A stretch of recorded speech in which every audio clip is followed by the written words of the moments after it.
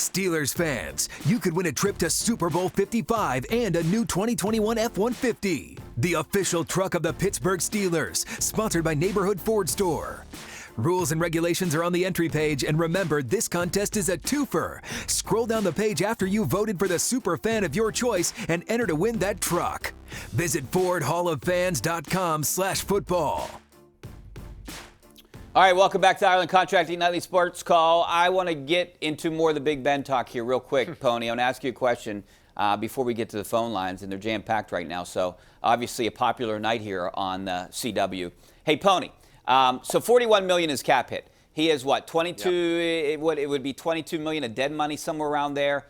The only possible move I see the Steelers doing, if they did release him or he retired, they got to go with a guy like Mason Rudolph, because you're not going to not keep Ben around and go out and sign a quarterback for $15 million a year, and that's an average quarterback, $15 million. So now you would be at, what, $37 million? So what's the difference between 37 and 41 to keep him?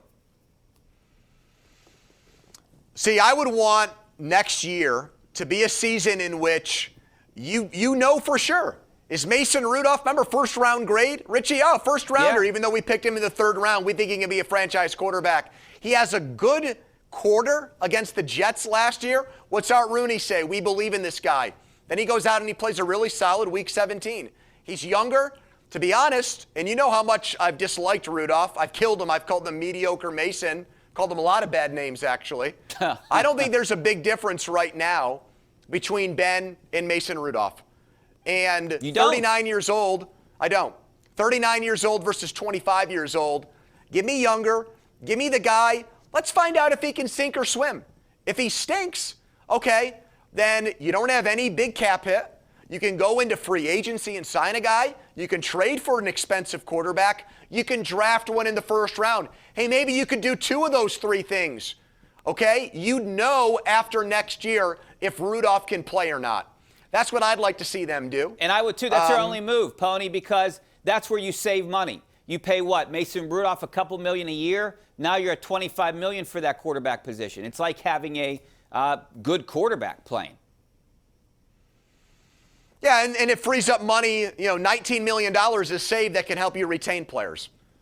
So maybe you sign Mike Hilton, Cam Sutton. Maybe you sign Bud Dupree to a prove-it deal. Maybe he comes back 1 year, $12 million. I don't know. Zach Banner, got to keep him around to play right tackle. I mean, it frees you up to do a lot of things this offseason. And either way, Richie, let's just be totally honest with everybody, okay? Whether Ben's back next year or Mason Rudolph's the quarterback, their championship window is sealed shut right now, right? They're not winning a Super Bowl. 39-year-old Ben, 25-year-old Mason Rudolph, either way, they're not competing with the Kansas Cities of the world. No, they need too many. They have to address too many positions. Offensive line, running back. Get busy living or get busy dying. Let's keep it moving. Let's figure out what they've got with Rudolph next year and go from there. I agree. Worst case scenario, they finish what, 5-11, 4-12, 6-10, and they get a high draft pick and can draft a quarterback. Let's go out to Max. Max, how you doing? Hey, Max. Thank you for taking my call. Continuing on this ideas that you guys are talking about, I have a couple questions. One is, if Ben is coming back, how successful could it be a plan where the Steelers devise something with a new offensive coordinator where they use Ben kind of like Peyton Manning in his last 2 years in Denver? I don't know if Ben wants to go through another offensive coordinator. This is a big setback. So if they bring someone in, obviously it's going to be Ben's offense. Yeah, that's how I've always looked at it. He's an old dog. I don't think he's going to learn, how to bring the mail in for you or grab the newspaper and bring it inside. Okay, that's just not who he is. Why would you want to do that in your last year? You don't want to change offenses. Well, okay. I mean, Tom Brady did that.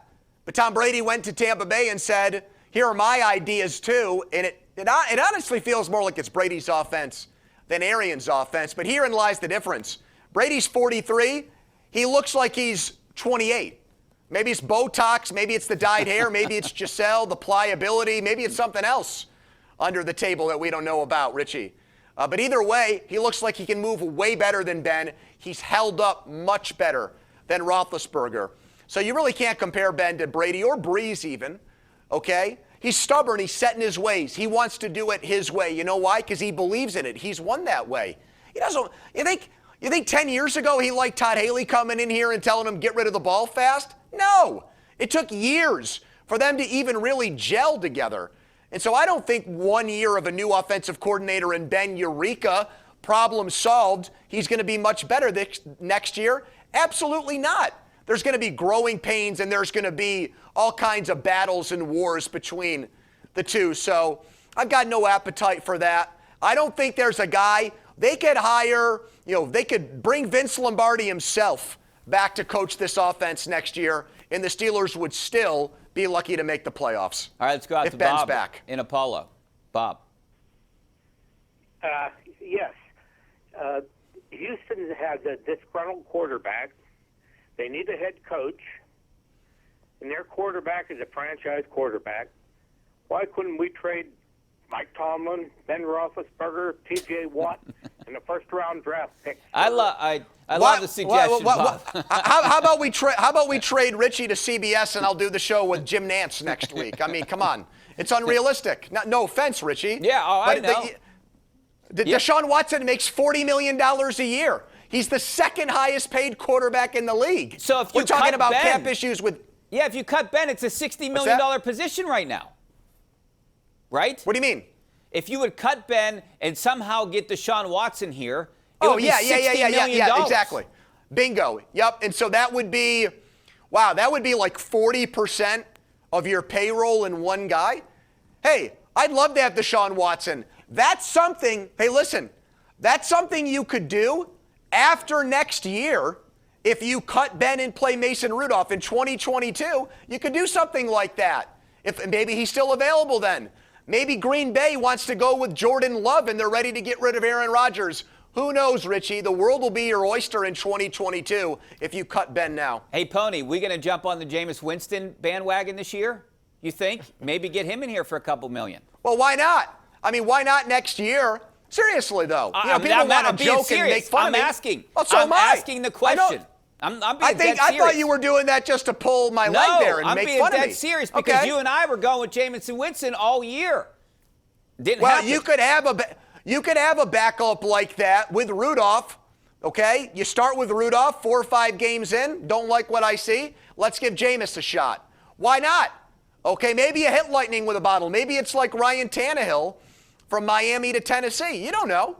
I mean, those are things you can do if you say goodbye to Ben. If you signed Winston for $4 million and paid Rudolph $5 million for 2 quarterbacks, worth a look, in my opinion. I don't think the Steelers will do it. I think they're too loyal to Ben, Richie. I think they're going to give him a contract extension that spreads the cap hit out, and then maybe they'll talk themselves into letting Ben play when he's 40 and 41 years old. I think that's on the table. I really do. I tend to agree that they're going to be loyal to him. But they weren't loyal to Polamalu, so I'm anxious to see what happens. All right, we got to take a break. But before we take a break, we go to our Tri-State Office Furniture tweet of the night. And this is from our friend Mark Caboli. And he breaks it all down. Steelers tight end coach. Look at that handsome devil. Daniel, look at him, Richie. His retirement after 17 years with the club. The only offensive coaches remaining are assistant OL coach Adrian Clem, Ike Hilliard, Matt Canada, potentially not, and Eddie Faulkner, 2 years. That's our Tri-State Office Furniture tweet of the day from our friend Mark Caboli. Back in a couple minutes.